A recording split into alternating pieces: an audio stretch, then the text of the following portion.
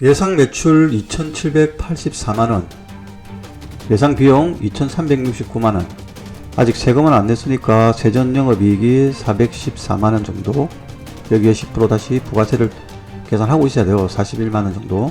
정말 실제 순수익은 370만원 정도 되네요.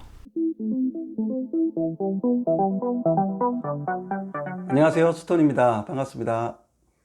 저번 시간에 이어서 사업계획서 작성해보자 3편을 진행하도록 하겠습니다.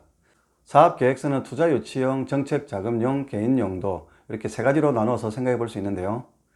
개인용도를 작성해서 재무제표를 더하면 투자유치용이 되고, 개인용도에다가 정책자금을 지원해주는 기관의 양식에 맞게 글로서 풀어서 쓰면 정책자금용이 되는 겁니다. 사업계획서 안에는 돈, 사람, 만드는 기술, 파는 기술이 들어가야 됩니다. 돈은 재무계획이라 그러고, 사람은 인사계획이라 그러고, 만드는 기술은 생산계획이라고 부르고, 파는 기술은 마케팅 계획이라고 우리가 흔히 얘기를 합니다. 투자를 유치하기 위해서는 여기에다가 시장조사와 소비자조사가 좀 더 디테일하게 들어가야 되죠. 1차, 2차 자료조사를 통해서 우리가 의미 있는 숫자와 의미 있는 단어들을 몇 개 찾아냈습니다. 그 내용을 가지고 예상 매출과 예상 비용을 뽑아 보도록 하겠습니다. 예상 매출과 예상 비용을 뽑으면 손익계산서가 나오는데요.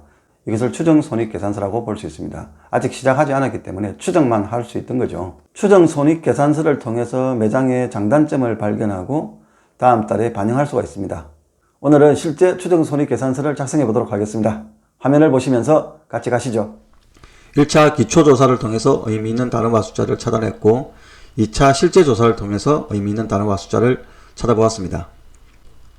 기초조사는 소상공인진흥공단 상권분석 시스템을 통해서 조사했던 내용이고요. 여기에 이런 내용이 나왔습니다. 구매력이 높다, 영업력이 낮다, 유동인구는 약 15,000명, 상주인구는 약 38,000명, 그리고 업종별 사라진 가게가 6개, 업종 평균 매출이 78만원, 평균 객단가가 22,000원으로 조사됐습니다. 여기에서 세 가지를 더 미션을 줬죠.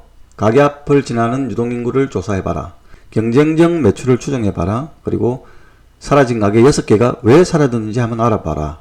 그래서 실제 조사한 내용이 이렇게 나옵니다. 가게 앞 유동인구는 2,900명으로 추정된다. 경쟁적 매출은 89만원으로 추정된다. 사라진 가게 6개 중에서 4개는 조사가 불가했고, 하나는 부부싸움을 너무 심하게 해서 팔고 그만뒀다. 두 번째는 매출이 너무 저조해서 팔고 그만뒀다. 조사 내용을 토대로 추정 최소 매출을 한번 뽑아보겠습니다. 유동인구와 상주인구는 상권 전체를 타겟으로 하는 업종에 해당되는 내용이기 때문에 여기서는 빼겠습니다. 배달 매출을 추정할 때는 이 상주인구가 의미가 있는데요. 여기서는 배달은 빼기로 했으니까 의미 있는 것은 가게 앞 유동인구인데요. 그리고 평균 객단가고 2,900명이 지나다닌다. 이 세 가지만 가지고 추정 매출을 뽑습니다. 2,900명 중에서 매장으로 입점이 가능한 숫자는 1% 이상으로 이렇게 보고 있습니다. 최소를 1%로 잡고 계산을 하겠습니다. 상권의 특성에 따라서 이 비율은 틀려질 수 있어요.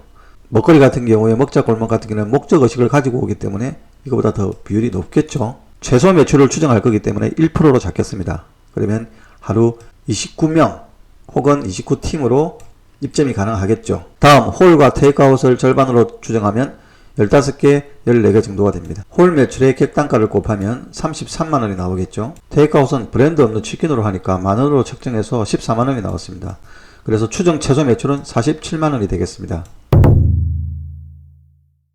이번에는 추정 최대 매출을 뽑아보도록 하겠습니다. 최대 매출은 경쟁적 매출, 그리고 평균 매출의 중간값으로 계산할 수 있습니다. 경쟁적 매출은 그 상권 안에서 내가 하려고 하는 가게와 가장 비슷한 가게 중에서 장사가 잘 되는 가게를 말하는 거고요. 평균 매출은 그 업종 전체, 그 상권 전체의 평균 매출을 말하는 겁니다. 최대 매출이기 때문에 가장 장사가 잘 되는 곳과 업종의 중간값을 우리 가게 최대 매출로 예상할 수 있습니다. 그렇게 조사한 결과가 83만 5천원이 됩니다. 이게 추정할 수 있는 최대 매출입니다. 자, 실제 추정 매출은 최대 매출과 최소 매출의 다시 중간값으로 계산하면 62만 2,500원이 나오게 됩니다. 우리가 하려고 하는 매장의 최종 예상 매출이 됩니다. 1평균 62만 2,500원의 매출을 다 적용을 시켜 보겠습니다. 적용을 시키니까 한 달을 30일로 보고 금요일 날 오픈하는 것으로 가정을 하고 뽑아보니까 예상 매출은 월 1867만 5천원이 나왔습니다. 자, 이게 끝이 아닙니다.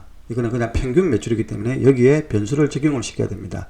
매출에 영향을 미치는 변수들이 이것저것 여러 가지가 있는데요. 그것들을 적용시키면서 매출의 변화를 추정해 보겠습니다. 평균 매출이 62만 2,500원이었는데 월요일, 화요일은 대체적으로 20% 정도 매출이 감소하는 데이터가 있었거든요. 그걸 적용시키면 이렇게 49만 8천원이 나오고요. 금요일은 장사가 제일 잘 되는 날이라서 30% 정도의 매출 상승 데이터가 있었습니다. 토요일, 요일도 매출의 20% 정도의 상승 효과가 있었습니다. 요일별 매출 변동을 적용시켜 보니까 예상 매출은 1973만 2천원이 나왔습니다. 추가적으로 매출에 영향을 끼치는 요인들을 내부 마케팅 요인, 외부 환경 요인으로 크게 나눠볼 수 있는데요. 외부 환경 요인은 정치, 경제, 사회, 문화, 천재지변 이런 것들이 있어요. 정치에 민감한 업종들이 있습니다. 대북 관련 사업체라든지 이런 것들은 정치에 굉장히 민감하죠. 여기서는 빼겠습니다. 경제, 지금 현재 경기가 매우 안 좋습니다. 그렇기 때문에 경기 요인을 마이너스 10%로 잡겠습니다. 우리나라에서 현재 사회 문제는 코로나죠.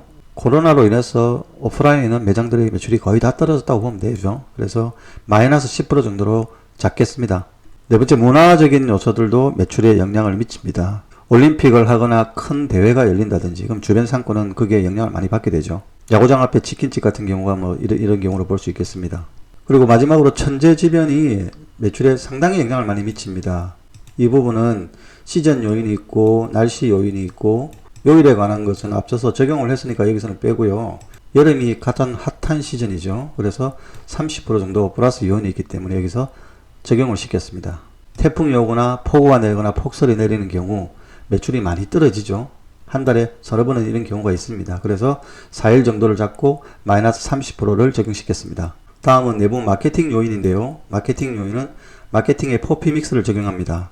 마케팅을 어떻게 적용하느냐에 따라서 매출이 올랐다 내렸다 할 수 있죠. 상품의 퀄리티가 좋거나 상품이 경쟁력이 있으면 매출은 올라갈 수 있습니다. 가격이 상대적으로 경쟁력이 있는 가격이면 매출도 올라갈 수 있습니다. 떨어질 수도 있고요. 가게의 위치나 가게 규모에 따라서 매출이 올라가거나 떨어질 수도 있습니다. 광고를 어떻게 하느냐, 홍보를 어떻게 하느냐, 그리고 직원이 손님들에게 어떻게 싹싹하게 잘 대하느냐에 따라서 매출이 올라가고 내려가고 하기도 합니다. 자, 이거를 내부 마케팅 요인이라 하고요. 오른쪽 외부 환경 요인을 우리는 운이라고 합니다. 그리고 왼쪽에 내부 마케팅 요인을 우리는 실력이라고 부릅니다. 운과 실력이 실제로 매출에 엄청난 차이를 가져옵니다. 먼저 외부 변수를 적용해 보니까 이런 결과가 나왔습니다. 주말 2번, 평일 2번 정도의 날씨 변수까지 다 적용한 결과인데요. 예상 매출은 2063만 4,600원이 나왔습니다. 다음은 내부 변수를 적용시켜 보겠습니다. 이 세 가지는 다 결정이 되어 있기 때문에 나머지는 이 부분에 의해서 매출이 움직이겠죠. 여기서 말하는 내부 변수는 오픈바를 얘기하는 겁니다. 일명 오픈발. 오픈발은 대략 1주에서 한 2주 정도까지 갈 수 있다고 보는데요. 일주일만 적용을 해봤습니다. 예상 매출이 2,784만 2,700원이 됩니다.